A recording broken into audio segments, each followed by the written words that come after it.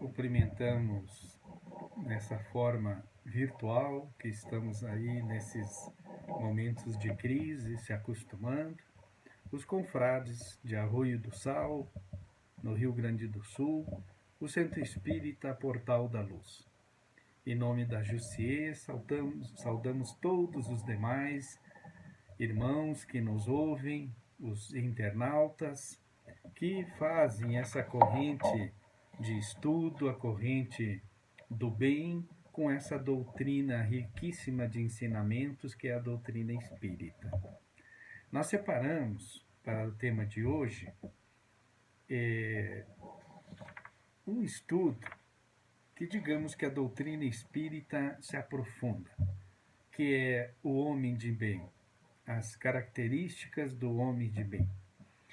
Nós vamos fazer uma reflexão inicial em busca, dessas caracteres do homem de bem, dessas qualidades, que é um dito que anda pela internet, assim, um pouco brincalhão, de que Paulo de Tarso falou, E o que ele falou?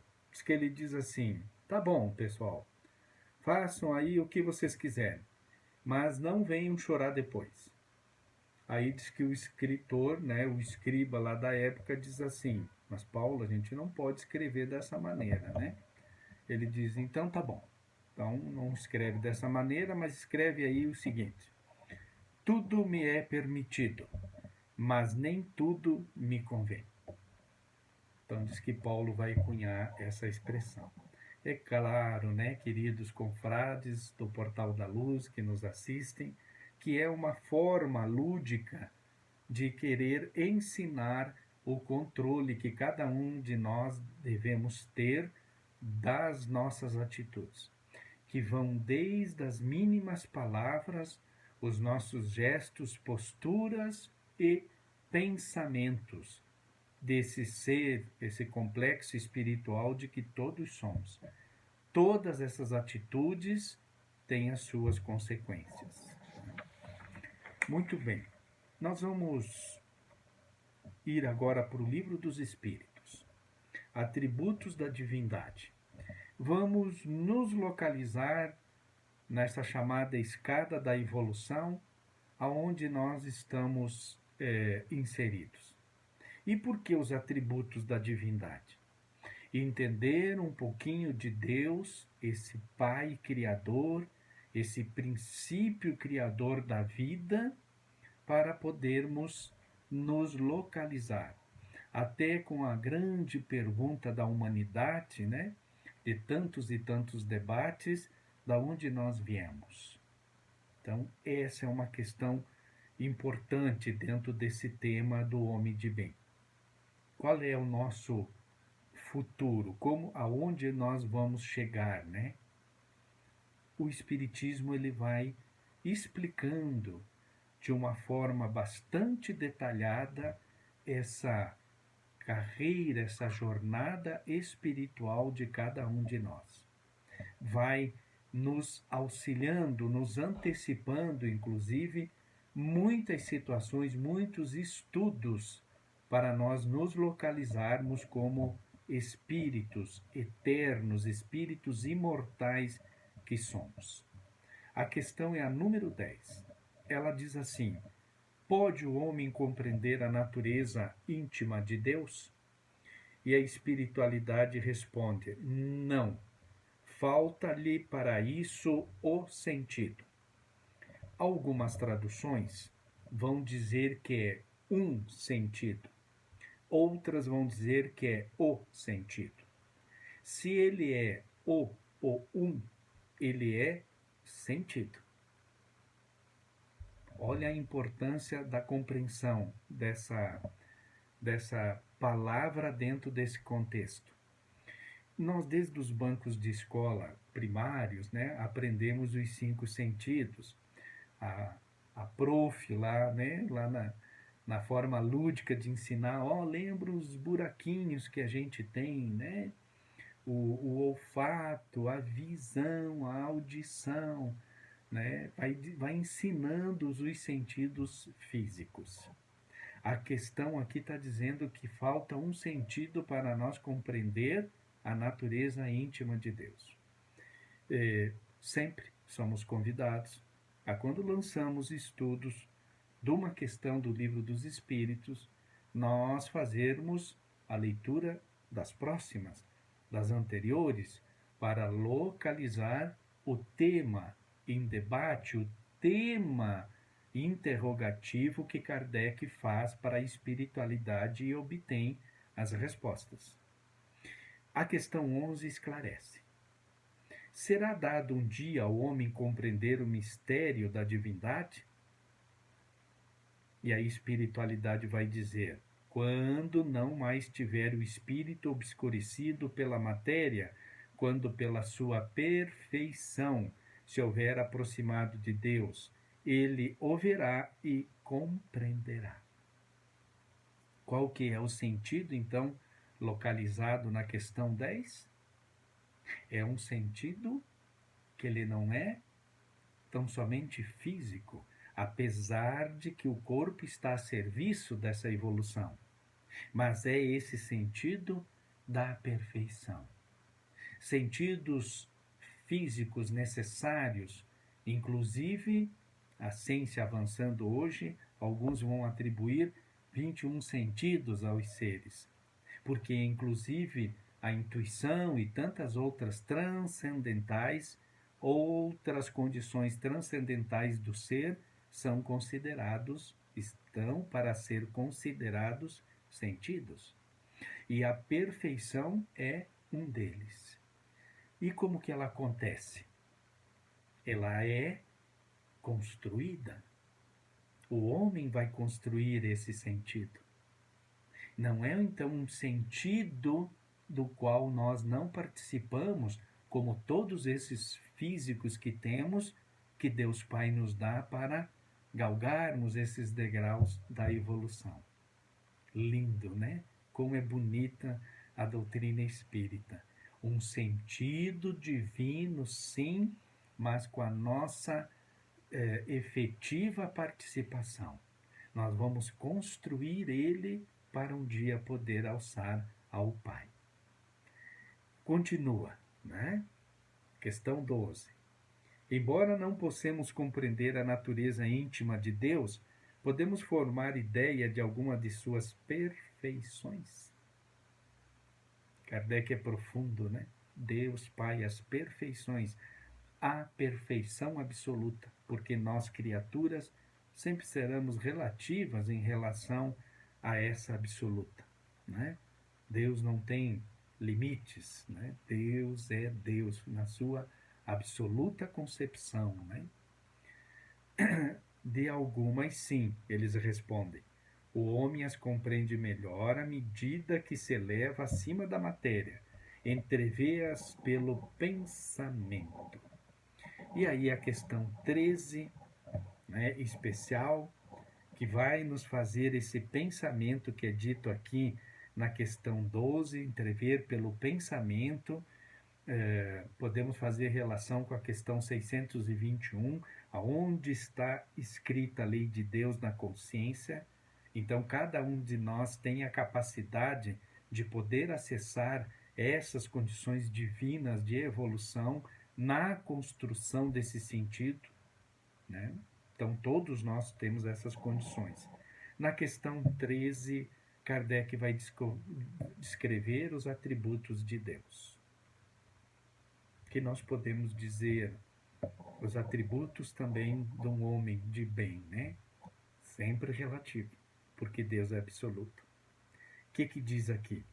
Deus é eterno e nos criou imortal. Um dos primeiros atributos de Deus. Existiu de todo sempre. É aquela situação da palavra, né? Que define certas coisas, que está lá na nossa consciência e de que alguma forma a gente entende por os nossos todos os sentidos. São os chamados axiomas. A coisa se explica por si só. Ela já é constituída de uma forma certas situações da criação desse Deus Pai aqui já está a explicação. Deus é eterno, não pode ser diferente, porque senão existiria um outro Deus para criar o outro Deus e assim por diante. É o Pai único de Abraão, é o que ele vem ensinar. O Deus único trouxe essa ideia que vai se difundir então para todo sempre. É imutável, as suas leis não mudam. É imaterial. Deus, na sua concepção, né, de divindade maior, de criador, ele não é material, como às vezes a gente personifica num ser idoso, barbudo, barba branca, né? Deus tem essa imaterialidade toda. É único, como já falamos, é onipotente, ele é onipresente e diz assim, é soberanamente justo e bom.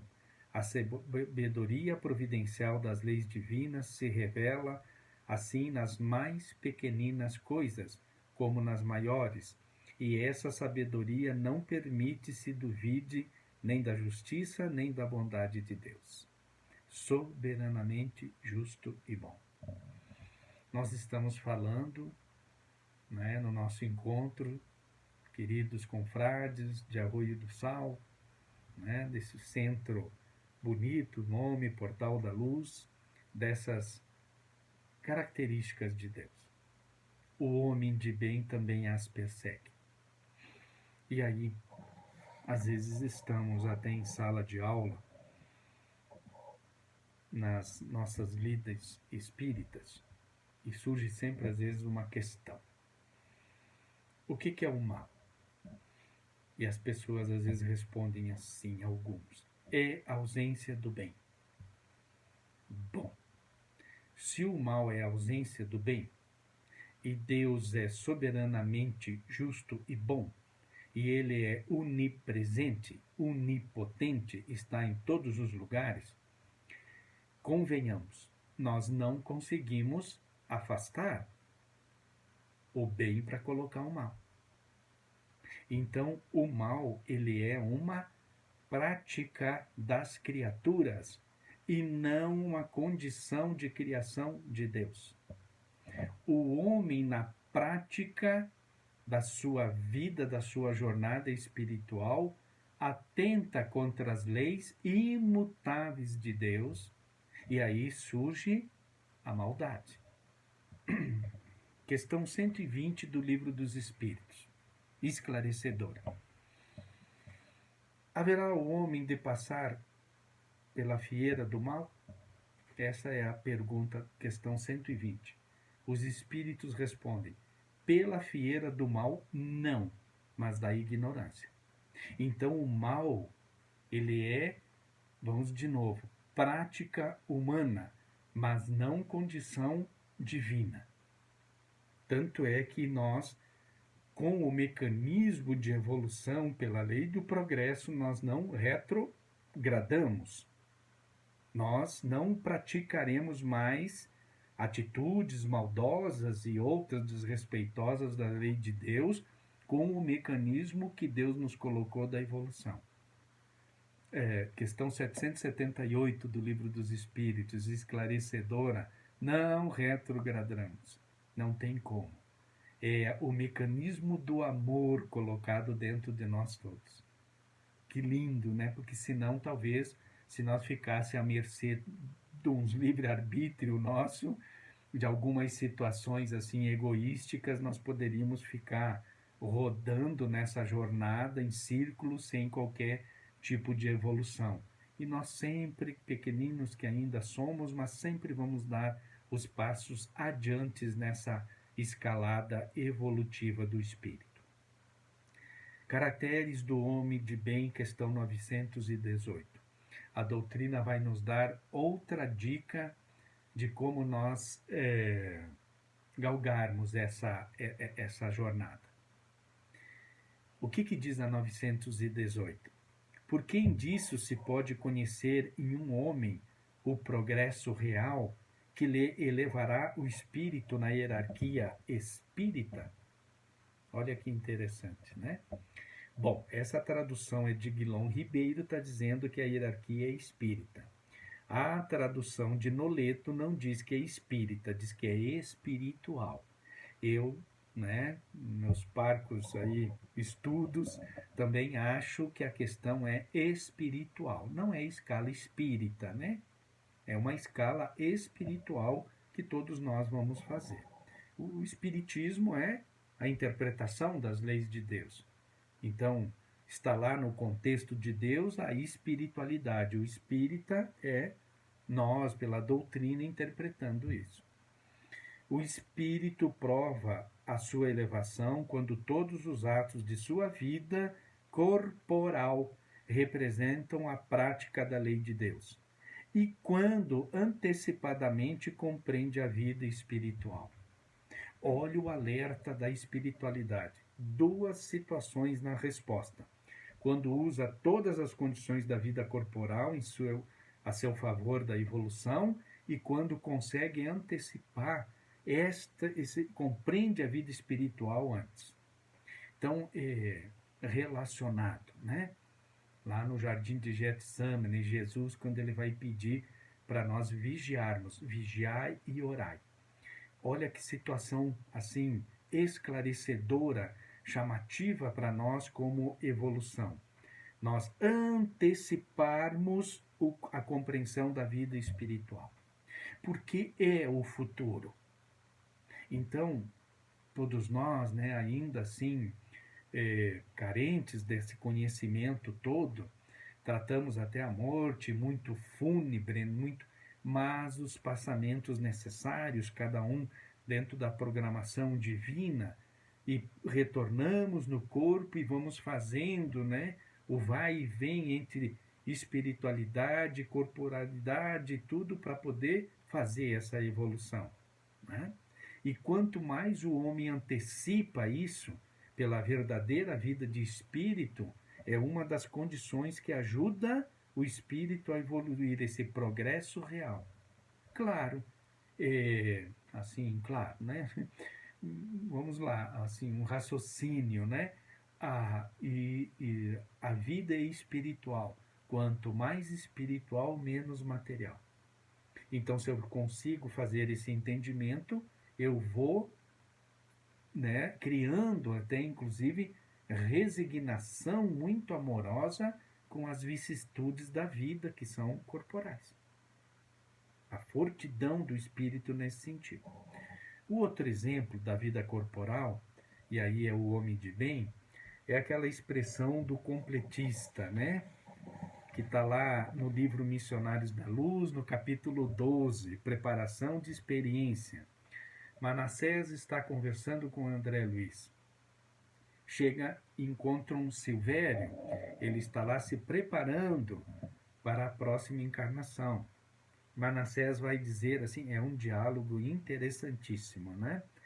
Vai dizer assim, Silvério, achei bom o protótipo. A gente acha assim, nossa, protótipo, parece que estão desenhando um carro, né? Alguma máquina futurista, mas é o corpo que Silvério vai usar para a próxima encarnação. E Manassés vai fazer uma observação. Aquele defeito na perna interessantíssimo vai desviar o amigo de muitas situações vaidosas, orgulhosas, né? Então, Manassés vai dizer isso, Silvério fica preocupado ainda um pouquinho, e daí Manassés vai, né, ser otimista com Silvério, que não poderia ser diferente. A vida de Deus é otimista, sempre nós crescendo. Querido irmão, quem sabe você não retorna na condição de completista? E aí fica então essa expressão para nós, o que seria, né, completista? Bom, completista é o título que designa os raros irmãos que aproveitam todas as oportunidades construtivas que o corpo terrestre lhes oferece. Todas as oportunidades construtivas. Mais abaixo, Manassés completa. O completista, na qualidade de trabalhador leal e produtivo, pode escolher à vontade o corpo futuro. Então, é aquele que coloca, que nem está na questão 918, todas as condições da vida a favor da evolução espiritual, inclusive o corpo. Aí André vai ficar curioso. Ele fica muito curioso, né? Graças a Deus que a curiosidade de André, fazendo muita pergunta, trouxe para nós o esclarecimento dessa antecipação da vida espiritual. Muito bom. André vai dizer assim: e aí, se o completista, na condição, quando ele retornar, ele escolhe um corpo irrepreensível? E é curiosidade de todos nós, né? Que corpo o completista escolhe? Manassés explica: não, ele não faz isso até para não atrair as invejas do mundo, os chamados olhos gordos e tudo, porque ele não chamará a atenção com o corpo. Ele vem simples. Como é que nós podemos, talvez, assim, fazer algumas relações, né? Vamos citar uns 3 nomes, assim: Madre Teresa, Chico Xavier, Irmã Dulce, né? Como é que estão as condições corporais deles? Homens de bem, caminhando, né, na sua completude, né? Espíritos que podem colocar todas as condições da vida a seu favor. Agora nós vamos entrar numa questão mais própria de nós espíritas. Capítulo 20, os trabalhadores da última hora. O que esse capítulo vai nos dizer? Primeiro, nós vamos lembrar da pedagogia do codificador, de Allan Kardec. Pedagogo na essência, né? A gente sabe disso. O quanto ele foi capaz de organizar, de trazer toda essa doutrina para conosco, da maneira bastante distribuída, até nos livros, a organização. O Evangelho segundo o Espiritismo não é diferente. Então a gente sabe que nos capítulos, Kardec vai preparar, né, o tema, o assunto todo, ele prepara com as passagens de Jesus. Depois ele faz o estudo por ele, por tudo que ele pesquisou, fez toda as pesquisas, né, os estudos para trazer a doutrina em seus comentários. E depois vai ter a instrução dos Espíritos. Esse capítulo 20, que é os trabalhadores da última hora, missão dos espíritas, ele é uma exceção. Ele não tem o destaque do Evangelho por Kardec, nem o seu comentário. Kardec deixou ele somente com a missão, para transcrever a missão dos espíritas pelos espíritos. O item 4, que é a missão dos espíritas, é o espírito Erasto. Ele é anjo da guarda do médium, de Paris, 1863. É um recado para os homens de bens, esse degrau da evolução que nós todos, né, almejamos, sendo espíritas. Qual é a missão desse homem de bem? Erasto vai descrever assim: não mais vos assusteis, as línguas de fogo estão sobre vossas cabeças. Os verdadeiros adeptos do Espiritismo, sois os escolhidos de Deus. Ide e pregai a palavra divina. Ide e pregai. Convosco estão os espíritos elevados. É muita responsabilidade, né? Só nesses pequenos quesitos aqui que a espiritualidade maior nos faz refletir. Ide. Então, o conhecimento espírita, ele é para ser difundido e não guardado e não usado nos nossos interesses pessoais.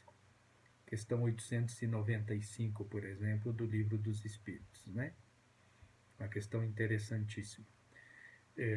Kardec vai perguntar: parafraseando a questão, né, queridos, assim, afastando os vícios, defeitos de alguém, sobraria mais alguma coisa que caracterize a imperfeição daquele ser? A gente pode pensar, nossa, tira os defeitos e os vícios da pessoa, a pessoa talvez fique, né, sãozinha de tudo, não tem mais. E a espiritualidade responde, o interesse pessoal, aquilo que está arraigado lá dentro de nós. Muito bem. Homens de boa fé, continua Erasto, conscientes da vossa inferioridade em face dos mundos disseminados pelo infinito. Mundão de Deus enorme nas suas variantes todas, nesse espaço sideral, né, que é tão bonito, né, digamos. Quanto tem ainda desse mundo? Então não vamos nos vangloriar de sermos espíritas e conhecer um pouquinho. Erasto está dando uma chacoalhada na gente para nós não se envaidecermos disso. Mais adiante ele vai fazer um chamado.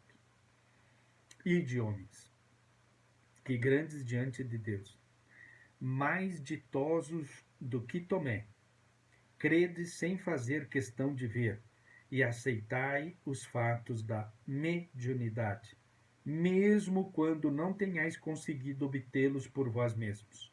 Ide, o Espírito de Deus vos conduz. Como é que nós temos que, então, nos portar? Acreditando nos fatos da mediunidade. Mesmo não vendo, né? Mesmo não tendo os fenômenos. Esse é o chamativo para os espíritas. É interessante que Erasto faz esse contraponto com Tomé, né? Tomé, São Tomé, aquele que eu quero ver para crer, senão não. Então, por isso que se fala até no teste de São Tomé, né? Temos que ver, senão a gente não crê. Jesus vai fazer esse alerta.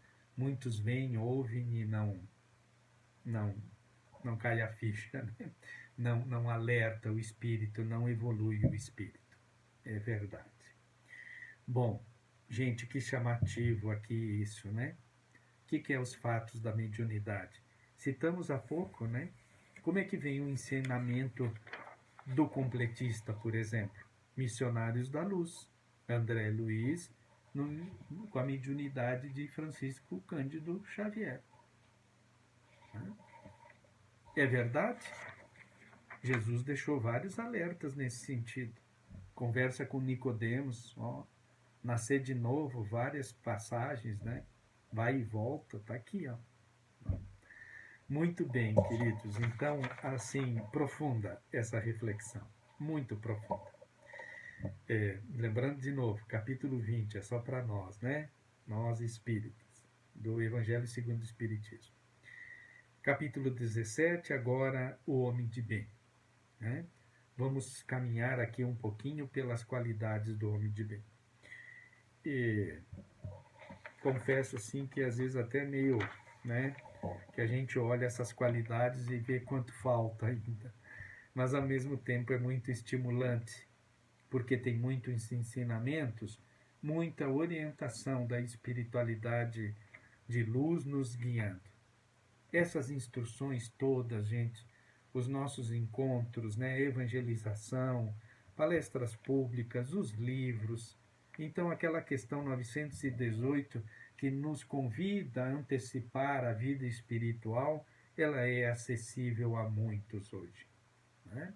Com o cuidado, claro, né, dos desvios que todas as situações da vida às vezes têm, mas os livros seguros pela mediunidade ativa, né, daqueles médiuns que traduziram, codificaram a doutrina, depois as nossas chamadas obras complementares, suplementares que sejam, né, com tantos ensinamentos. Como é que se fecha essa situação? Como é que a gente às vezes acha, não é possível tal? O axioma da verdade, o axioma, a situação que nós olhamos e sabemos que ela existe, que ela é verdadeira. Homem de bem. O verdadeiro homem de bem é o que cumpre a lei de justiça, de amor e de caridade, na sua maior pureza.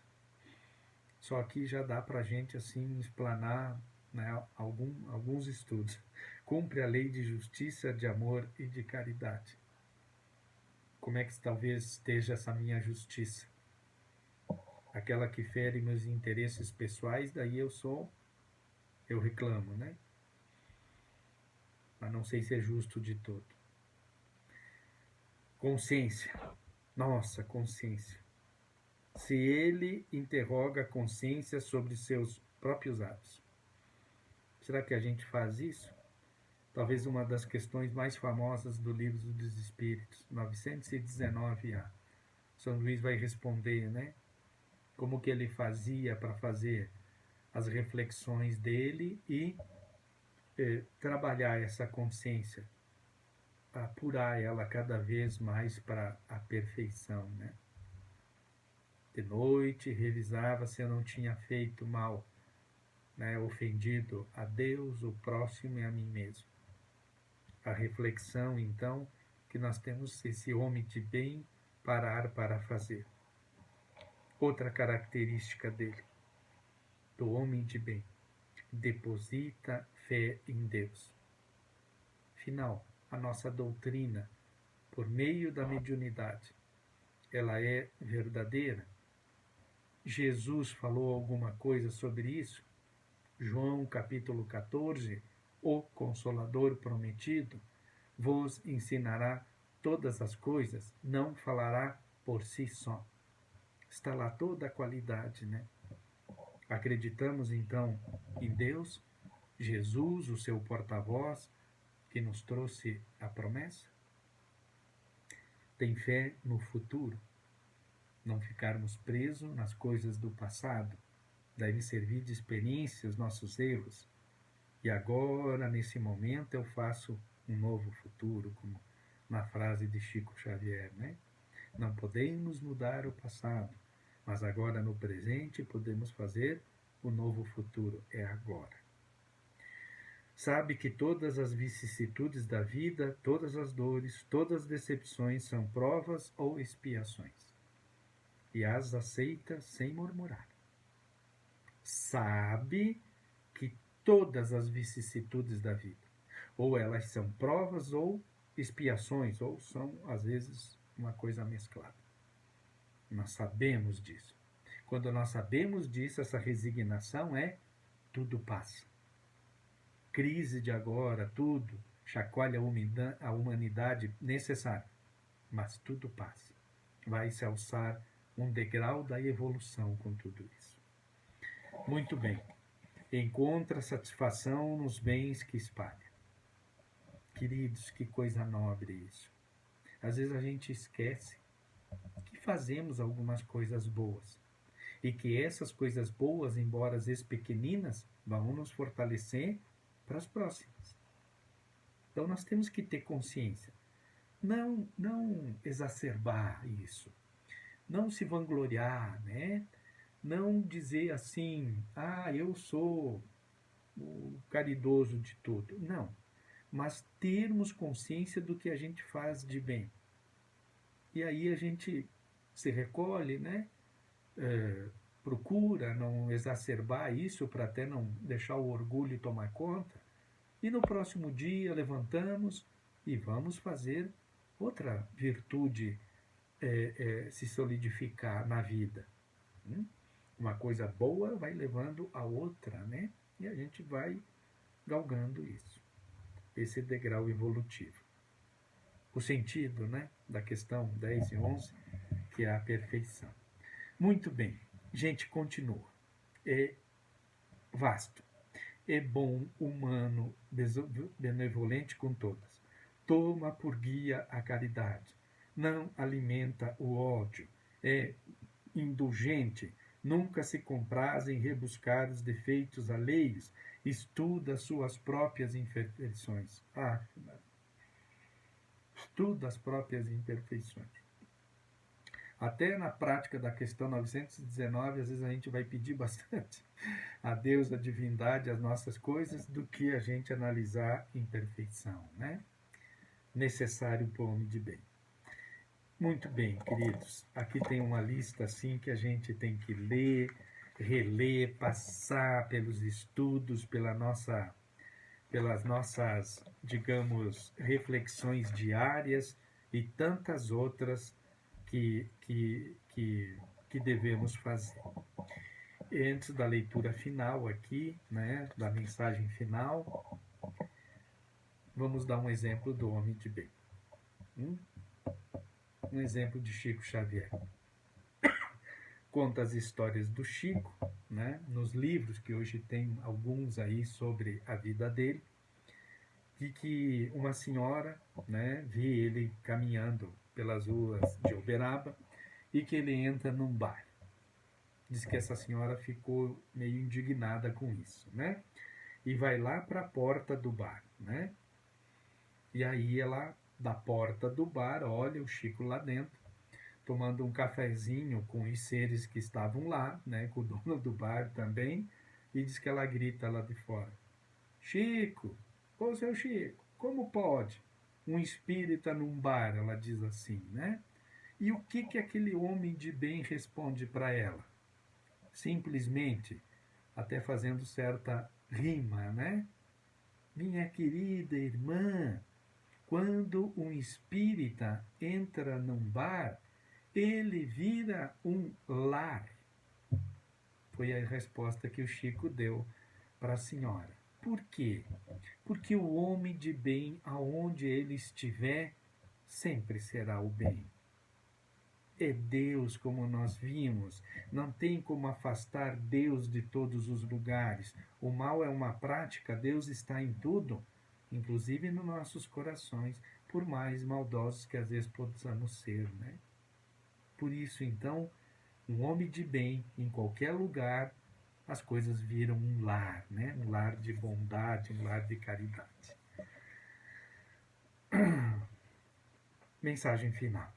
Anda pela internet, o autor é desconhecido, é tão singela, tão bonita, né? Na sua simplicidade que o autor não quis ser reconhecido, né? Muito bem. Talvez aqui um homem de bem. Eu fiquei pensando, nossa, se eu escrevo isso, eu ponho meu nome desse tamanhão lá, para todo mundo saber que fui eu que escrevi, né? É caixinha de remédio. E nesse momento de crise aguda da humanidade, nós vendo as características nossas e sabemos que temos virtudes boas e devemos fazê-las, está aqui um convite. Caixinha de remédio. Muitas vezes, nesta vida, nós somos o remédio da vida de outras pessoas.